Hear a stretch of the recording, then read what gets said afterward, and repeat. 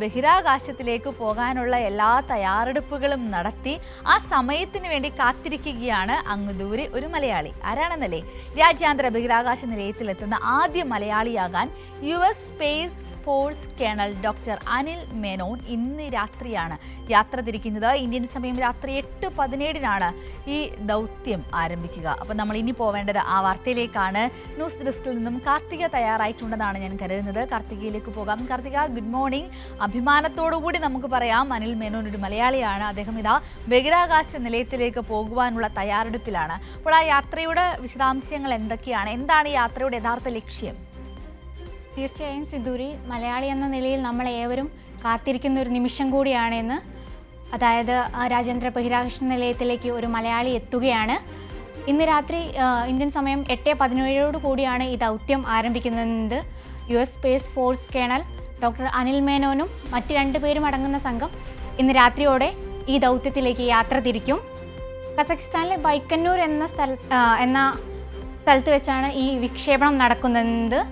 Soyuz MS-29 ദൗത്യത്തിൻ്റെ ഭാഗമായാണ് ഈ വിക്ഷേപണം നടക്കുന്നത്.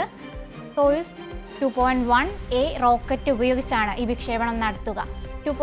സോയൂസ് എന്ന റോക്കറ്റിന് വളരെയധികം പ്രത്യേകതകളുണ്ട്. സുരക്ഷിതമായി ആളുകളെ ബഹിരാകാശത്ത് എത്തിച്ചിട്ടുള്ള, അല്ലെങ്കിൽ ഏറ്റവും കൂടുതൽ സുരക്ഷിത വിക്ഷേപണങ്ങൾ നടത്തിയിട്ടുള്ള റോക്കറ്റ് കൂടിയാണ്. അത്തരത്തിലൊരു പ്രത്യേകത കൂടി ഈ റോക്കറ്റിനുണ്ട്. റഷ്യക്കാരായ പ്യോത്തർ ഡൂബ്രോവ്, അന്ന കിക്കിന എന്നിങ്ങനെ 2 പേരാണ് അനിലിൻ്റെ സഹയാത്രികരായിട്ട് കൂടെയുള്ളത്. ഇത്തരത്തിലൊരു വിക്ഷേപണം നടക്കുന്നത് നമുക്ക് ഏവർക്കും വളരെയധികം അഭിമാനകരമായ ഒരു നിമിഷത്തിലാണ് നമ്മളേവരും ഉള്ളത്.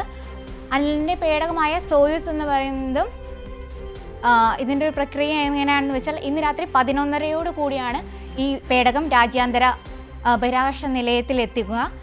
പിന്നെ തുടർന്ന് സെനിത് കവാടവുമായി, അതായത് ഡോക്കിംഗ് പ്രക്രിയ നടക്കുന്നത് 11:30 കഴിഞ്ഞാണ്. സെനിത് കവാടവുമായി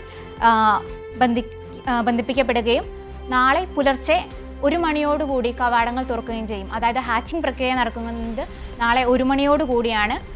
1:30 അനിലും സംഘവും നിലയത്തിലേക്ക് പ്രവേശിക്കുകയും എക്സ്പെഡിഷൻ 74 എന്ന ദൗത്യത്തിൻ്റെ ഭാഗമാവുകയും ചെയ്യും.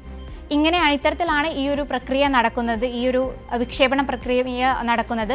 ഏകദേശം 8 മാസത്തോളം അനിലും സംഘവും രാജ്യാന്തര ബഹിരാകാശ നിലയത്തിൽ ഉണ്ടാവും. ഇത്തരത്തിൽ ഇവർ പോകുന്നതിൻ്റെ ലക്ഷ്യമെന്ന് പറയുന്നത് 2 തരത്തിലുള്ള പഠനങ്ങൾ നടത്തുന്നതിന് വേണ്ടിയാണ്.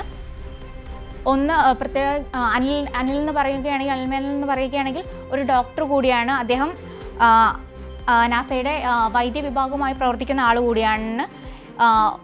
ഈ 2 തരത്തിലുള്ള പഠനങ്ങൾക്ക് വേണ്ടിയാണ് ഇവർ മുഖ്യമായും പോകുന്നത്.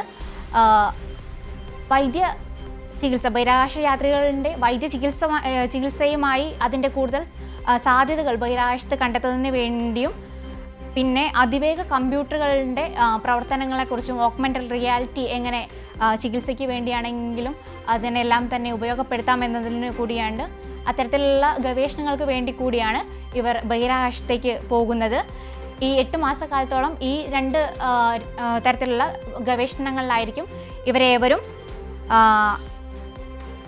വ്യാപൃതരായിരിക്കുക. അനിലിനെ സംബന്ധിച്ചിടത്തോളം അനിൽ ഒരു മലയാളിയായ അമേരിക്കൻ സിറ്റിസൺ ആണ്. പക്ഷേ അനിലിൻ്റെ സ്വദേശം എന്ന് പറയുന്നത് പാലക്കാട് ഒറ്റപ്പാലത്താണ് വരിക. അനിലിൻ്റെ പിതാവ് ശങ്കര മേനോൻ്റെ നാട് പാലക്കാട് ഒറ്റപ്പാലത്താണ്. പിന്നീട് അമേരിക്കയിലാണ് ജനിച്ചത്, അമേരിക്കയിലാണ് വളർന്നതും എല്ലാം തന്നെ. അനിലിൻ്റെ ഭാര്യ എന്ന് പറയുന്നത് അന്നയും ഒരു ബഹിരാകാശ യാത്രിക കൂടിയാണ്. ഇത്തരത്തിൽ നമുക്ക് എല്ലാവർക്കും അഭിമാനിക്കാവുന്ന ഒരു നേട്ടം കൈവരിച്ചുകൊണ്ടാണ് അനിൽ ബഹിരാകാശത്തേക്ക് ഇന്ന് യാത്ര തിരിക്കുന്നത്. നമ്മളേവരും ആ ഒരു ദൗത്യത്തിനായി കാത്തിരിക്കുകയാണ് സിന്ധി. അതെ കാർത്തിക പറഞ്ഞതുപോലെ തന്നെ 8:17 ആവുക, ഇന്ന് രാത്രി 8:17 ആവുക, ആ ഒരു ദൗത്യം വിജയകരമായി പൂർത്തിയാവുക തുടങ്ങി നിരവധി പ്രതീക്ഷകൾ നമ്മുടെയൊക്കെ മനസ്സിലുണ്ട്. എന്തായാലും ശുഭകരമായ ഒരു യാത്ര അനിൽ മേനോന് നമുക്കും നേരാം. കാർത്തികയാണ് വിശദമായ വിവരങ്ങൾ പങ്കുവച്ചത്.